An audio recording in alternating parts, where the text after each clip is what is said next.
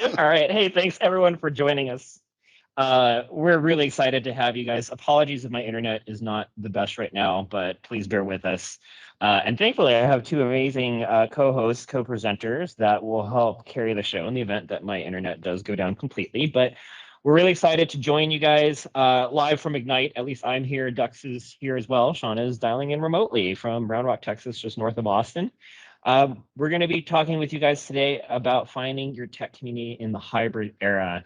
Obviously, with the world, Ignite being an example of hybrid and using technology to connect with people even when you can't be there in person, and how do you meet the people that you have met online and turn them into real life connections, everything that means, I think, especially in the modern world, particularly if you work in tech, and kind of how important that is. So nice to meet you all. My name is Justin Ong. I'm with Microsoft. I oversee the Microsoft tech community, and which is one of the many communities that we have here at Microsoft.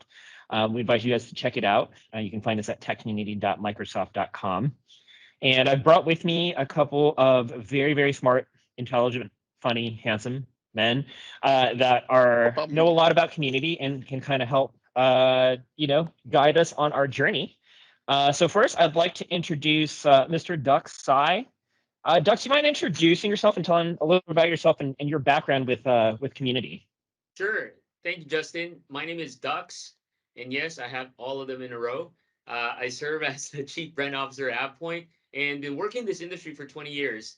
So, with respect to the community, boy, I owe so much of my career to the community. I remember that's how I met Justin over about 12, 13 years ago when there was a technology called SharePoint. It was somewhat relatively new, and there's a lot of appetite for learning. So, it was through the community that spread the knowledge of SharePoint and helped out a lot of people's career. And in my mind, I have to pay forward because I've gained so much. So I help organize a lot of SharePoint events called SharePoint Saturday, and the rest is history. So thank you, Justin. Absolutely. Thanks, Dux. Yeah, I do definitely remember meeting you 15 years ago. It was weird that they allowed 14-year-olds into SharePoint conference, but it was cool that we got to meet each other back then and, take us to where we are now. I'd also like to introduce you guys another expert in community from Spiceworks online network, which is I also have a lot of experience with them. But please welcome Mr. Sean Dahlberg. Sean, thank you for joining. Can you tell us a little about what tech community has meant to you and your career? So, like I said, my name is Sean. I'm a director of community here at Spiceworks Ziff Davis. I do focus on our IT brand. So we have an IT online community. I had a really weird start in the industry, actually. I was serving the Marine Corps in a big desert, basically a big sandbox.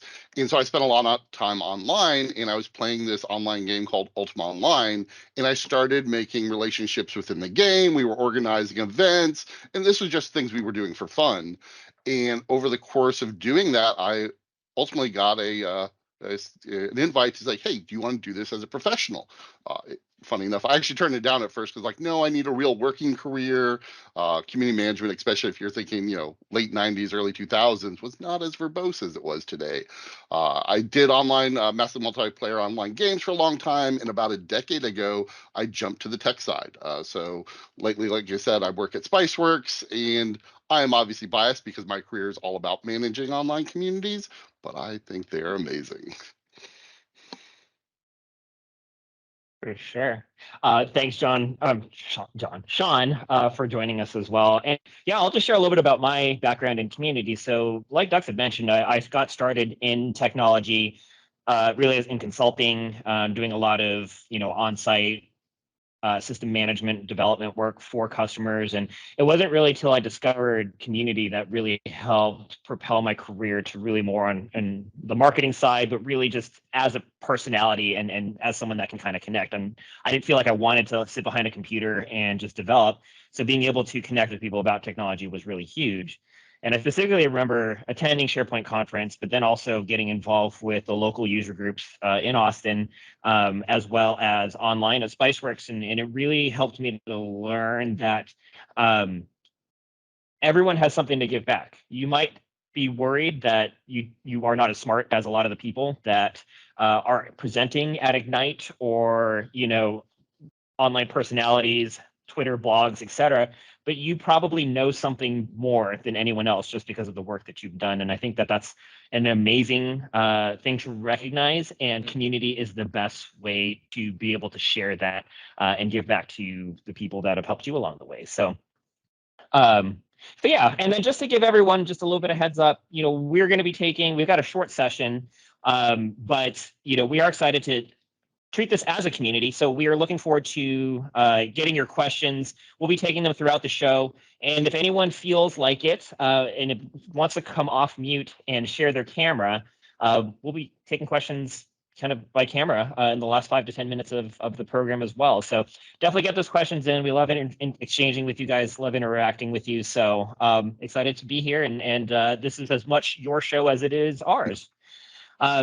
But let's go ahead and get started. We'll start out first, Sean. Like we've talked about, we were all involved in community and I'll say the before times, right? Before pandemic,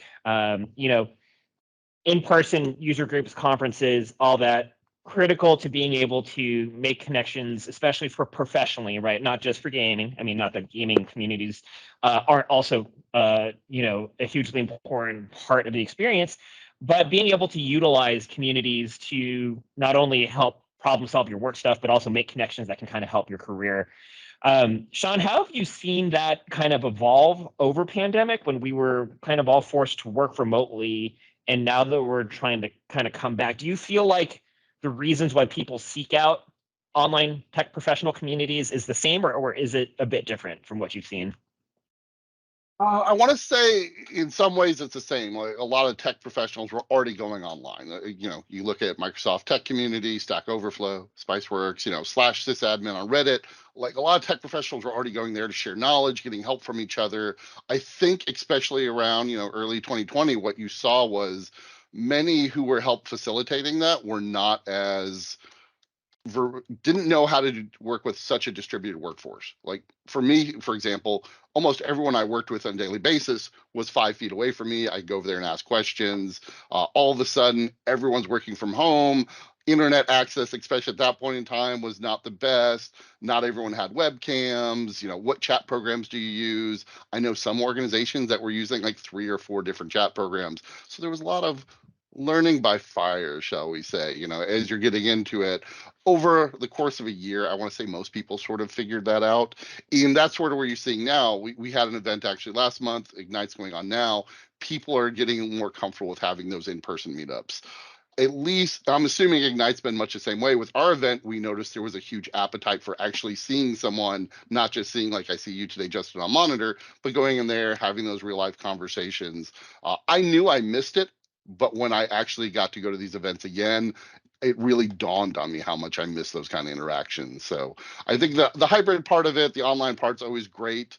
It's still really hard to compete with the in-person part of it, though. What about you, Dux? What do you think? I How have you found? Go ahead, Justin.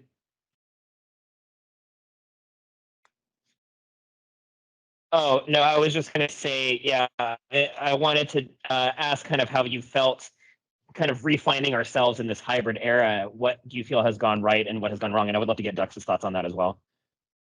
Sure, let me jump in. So I echo Sean's feedback. I think there are 3 things that I would say is different with this idea of community during this, in the last few years of pandemic, this hybrid. I think in a good way, first and foremost, the idea of community has now blurred the lines of professional and personal because of what has happened. Sure, we have a group of people we interact with because we have something in common. We love to talk about technology, but at the same time, I feel and notice people have been more open with their experiences and challenges during the pandemic, which is great because I think one good thing that this pandemic brought is we're bringing our whole self. We're being open. We're being vulnerable, and that's okay, right? Because we have this shared experience of being locked up, or in some unfortunate cases, getting sick, and how it impacts our day to day. So that's one. People are being more open and vulnerable. Second is I do think that as a community, not only are people interested about learning new technologies or bettering themselves, but I find a lot of communities working together for a project for a common cause in their local community. So, for example, during the pandemic, I've seen local user groups putting together apps to get volunteers of helping the elderly to buy stuff because they can't get out of the house. And I thought it was pretty cool, right? Because of this challenge, it's providing some sense of purpose other than personal benefit and personal relationships. So that's the second observation I have. The third observation I have is now in person is back. It's cool to see like Ignite this week. A lot of people made their connections in the last 2 years online. And now when they see someone, it's like a high school reunion. That awkwardness of first time meeting has gone away. Although some people may say, well, Justin, you don't quite look like your profile picture on Reddit, but it's okay. I can see past that after 5 minutes, right? So I think those are the three things that stood out for me on how community has shifted in this last 2 years. Yeah, I'll agree with that. I mean, I think, places like Tech Community, places like Spiceworks, and just online forums, one thing that it continued to do very well was connect people with questions to people who have answers, which I think is nothing short of a miracle. And I think, quite honestly, if you told somebody 40 years ago, it's like you can shout a question that you have about work into the ether, and someone that you don't know will reply back with the correct answer, like it would blow everyone's mind. So I think that is no shortage. But I think where we're still struggling is really replacing that in-person connection, right? Like, Dux, I met you because you were speaking at SharePoint conference, and I basically just walked up to you and talked to you after the fact.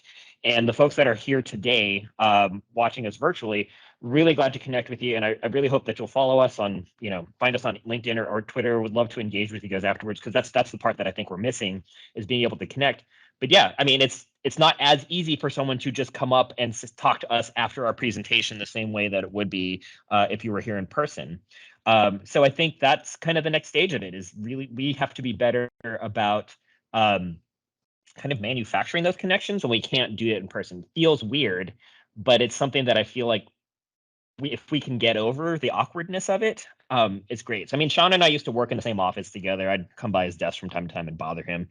Now that I'm at a new job where all of my coworkers are remote, you kind of have to manufacture those desk walk by situations, and it's a bit awkward, but honestly, it's pretty great once you can kind of get past that.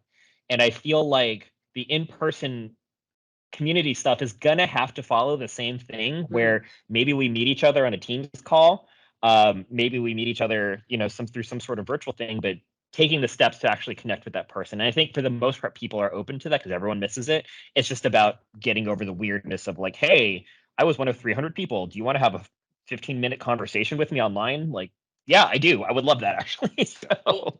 Well, that's why I want to jump in here. I think this model that Microsoft has done with Ignite, I'm actually curious to find out what the impact looks like. For those not familiar, primarily it's an online event, but there are what's called spotlights in 5 key cities: Seattle, Munich, Japan, where everybody gets together in person despite this online sessions.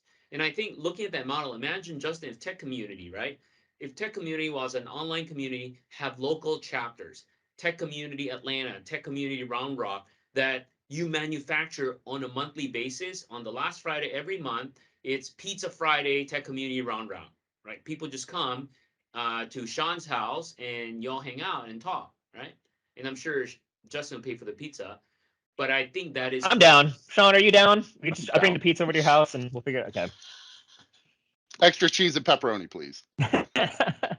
And we do something similar. I was gonna say, we do something similar in our community. We call them Spice Cores, and as you'll see, we do a lot of theming with Spice. But Spice Cores are our local IT meetup. So we have the online Q&A forums. There's how-to sections, but a lot of the sticky elements are the more social or in person. We have an area called Water Cooler where they talk about other things, but the Spice Core is where I always find it interesting, because I'll see 10 or 20 members come together and talk, and they rarely talk in the community, but they consume a lot of the content. But the moment they're in person, they're having all these connections. Something about being regionally close just brings some of our members together. Sean, let me ask you this. Do you feel like post-pandemic, it is easier or harder to find a tech professional community, either online or in person? I want to say easier, but only because I think there are more of them now. Hmm. You know, I always get questions like, how do you find them? For me, it's usually ask others in your sphere of influence. And chances are, you know, if I wanted to learn about a Hmm. Microsoft community, I'd probably reach out to Justin, and he would have great recommendations. So I'd find, you know, your peers, your friends who are already sort of engaging in those. I'd find the ones you have a little bit of respect for, because as we all know, there are other online communities out there that may not suit everyone's personalities. But there's a ton out there. You can also just go to, you know, Bing or your favorite search engine, meetup.com, things like that. But I want to say they're easier to find just because I've seen more of them lately than anything else. And I Yeah, think but they're I feel more like nuanced on top I of feel it. like I was going to say, I almost feel like that in some ways makes it more difficult because there are so many, because it's, you know, different people might want different things out of what they're looking for in a community. Dux, what are your thoughts? Do you feel like it is the increase in the total number of communities since pandemic makes it easier to find a home or more challenging? It could be both, but what are your thoughts? I think it's more challenging because it's kind of like here's my analogy. It's kind of like restaurants, right? There's tons of restaurants out there, but if you're trying to figure out what the best restaurant would be for a certain cuisine, you go to Yelp. I think that Mhm. Wayfinder Yelp like mechanism still doesn't exist. Although I don't know if you all heard this today, Microsoft launched a Microsoft Global Community Hub. So if you're not familiar, do a search on that. You'll find that. So it's really looking at the different communities out there within the Microsoft ecosystem, which I think is a great start. Long term, I would love for this hub or something similar, not only be a wayfinder, but also have details around, okay, it's not just a listing of the meetings, right? Like what topics, who do I talk to, uh, who are the speakers if there's any presentation, or what help do they need, what do they stand for? So it's very similar. Like I think about Yelp, right? And then lastly, I type my LinkedIn contact. So if you want to connect, and don't think I'm texting because it's just hard for me to type. I know somebody's asking about my phone, but I love my new S22 Ultra. Thank you. Dux is on Tinder, just like swiping on photos as That's he's right. presenting. Yeah, I Yeah, think, no, actually, Dux, I am really glad you brought. Go ahead. Do you want to go, Sean? Okay. All right. All right.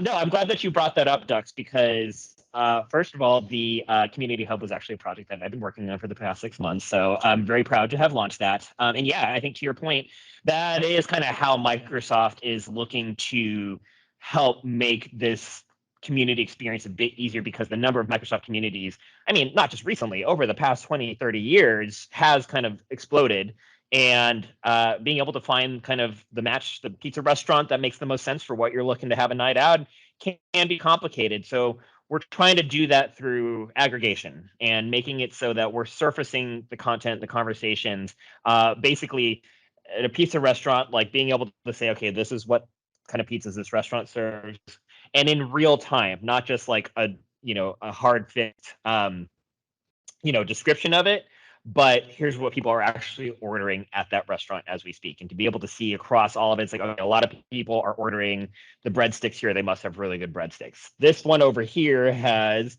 uh you know cheesy Chicago bread, which style, is different than the Chicago breadsticks. style. Yeah, I'd rather have that. So being able to go across communities and say, hey, here's the top trending conversations in the Viva community, and it's at least one way to kind of help consolidate the communities, and give it that more of an entryway type of feel. So that's what we're going for, and then we're going to continue to operate it, and iterate it on it from as we continue to move forward and continue to increase the spread of the types of communities that are being surfaced. Sean, what were you going to add? Oh, the only thing I was going to add, and this is one of the reasons like why I like there's more communities, and I'm gonna fail on the name. I want to say it's like called the Dunbar number, where as an individual you can only establish so many relationships and maintain them. And I think that's some of the challenges you'll see if someone can't find a smaller community to participate in. as their day-to-day community. You know, there are always going to be large communities where, hey, I'm looking for technical assistance on X. I know if I can reach, 100,000 people, I'm more likely to get an answer versus the 100 people. But if you're looking for more of the intimate kind of communities, those smaller ones sometimes benefit certain members at least a little bit more. And I also think that's why you see the regional based ones help out a little bit more because, Round Rock, for example, there's only, 20, 30 IT pros in my area. If I looked in Texas, there's a few more. That's a good point. I wanted to ask you guys another question. So another issue why people can sometimes be hesitant to get involved in a technical professional community is imposter syndrome, right? You've got folks that are coming in and they've got Dux is in there and he's just wheeling and dealing about all these like really big, brilliant ways to implement SharePoint in a specific way. It can be a bit intimidating, doesn't it? How do you guys feel like is the best way to get over imposter syndrome so that you do feel more comfortable getting involved with a community? Again, either online or in person. Do you want to go ahead first, Dux? Sure. So first and foremost, I gotta confess, I only make stuff up, right? It may sound legit, but I know nothing. Point being is, I think this is a pressure we put upon ourselves. So to alleviate that, I think there's three things. Mhm. So, for example, as leaders of a community, I think we should constantly reiterate and remind people that, look, we're all here together to learn from each other. Nobody knows it all, and the whole purpose is we learn from each other. So and we help each other, right? So that's the first point. It's and that's why it's called community. It's communal. We're all in this together. Second is it's also not only do we learn from each other. Second is we use this as a medium, as a place to better ourselves together. And this is the part where we may have to challenge each other. We may have to talk about key topics. If you don't know, then we can solve it together. So we learn, we challenge each other as well.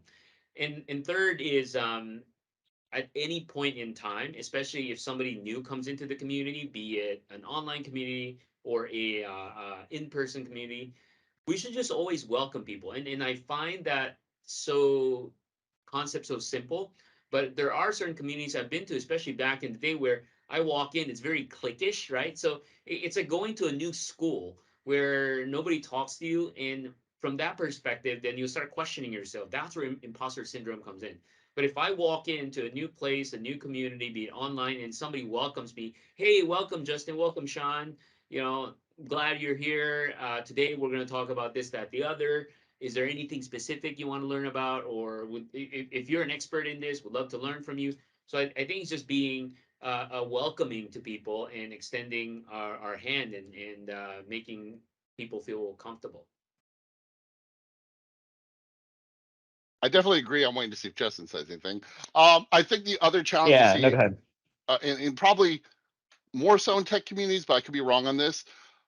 When you have a question about something technical, you already know you don't have the expertise and experience in it, and you're looking to someone who does. And many times I hear what holds someone back is I don't want to ask a stupid question.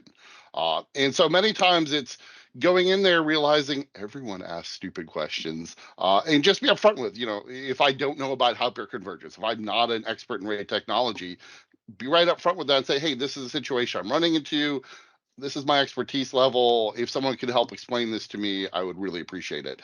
And you'd be surprised at how many people are going to not just help you out, but do so in a friendly way.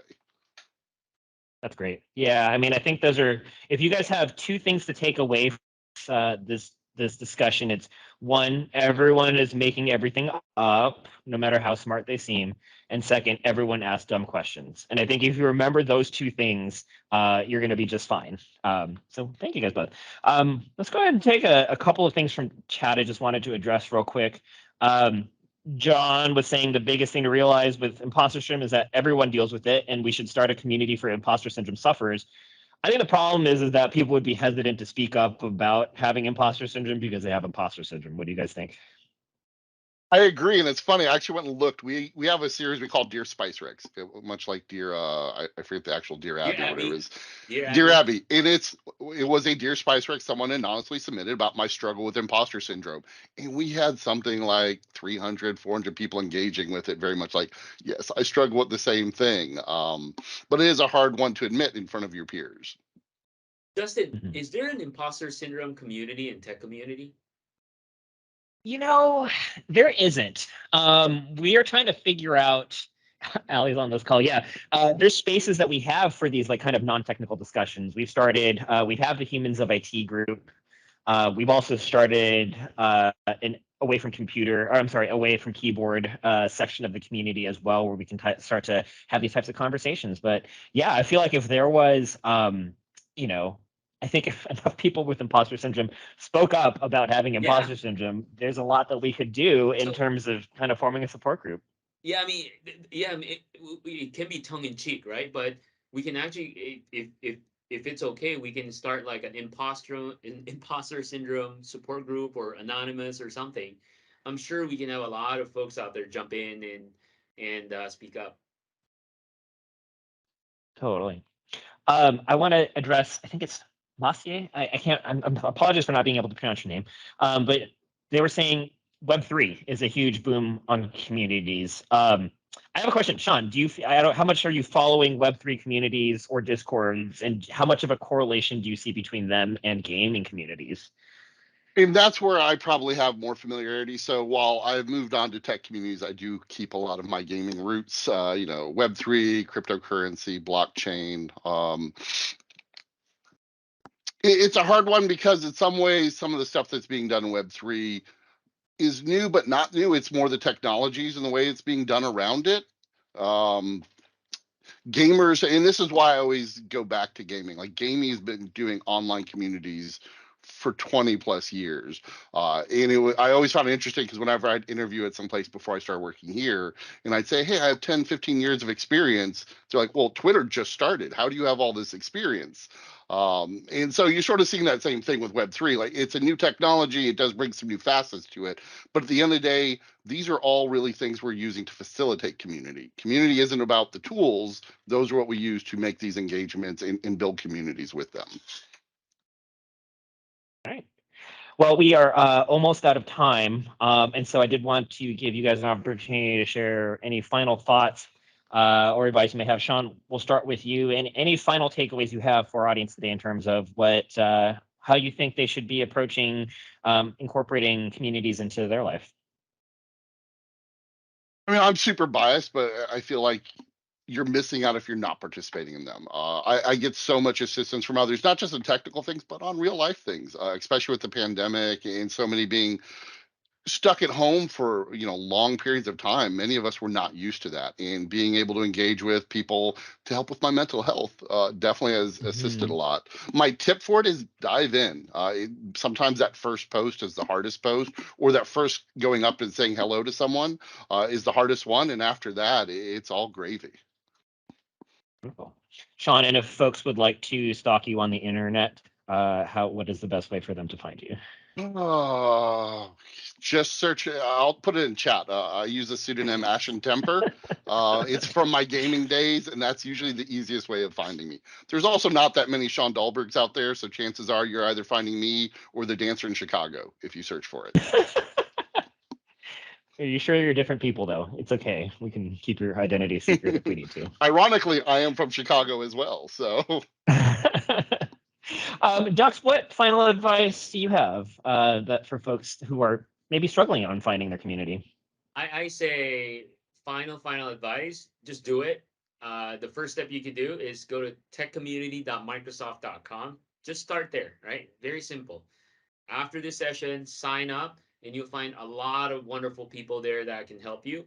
And second to that, connect with the three of us. LinkedIn, Twitter, just find our names, you'll find us. And we'd be more than happy to have one-on-one conversations. If you have questions on how you can get engaged and connected. Between the three of us, we can help zero in on a community that may be relevant for you. Great. And Dux, I know you posted your LinkedIn in the chat. What is the best way to internet stalk you?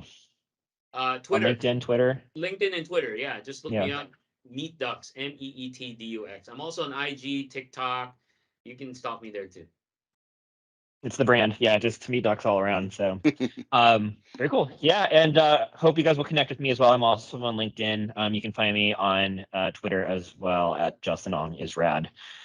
So thank you both. Thank you to everyone who attended today and asked questions and participated. This is community starts here, right? Like we've all shared this experience. If you let us know that you enjoyed today's presentation and want to continue to connect with us, that's what we're here for. And we hope you guys will be that way too. We hope you guys enjoy the rest of the conference, and please hit us up, and we look forward to chatting with you in a future community event. So thanks again, everybody, and we'll talk to you all soon.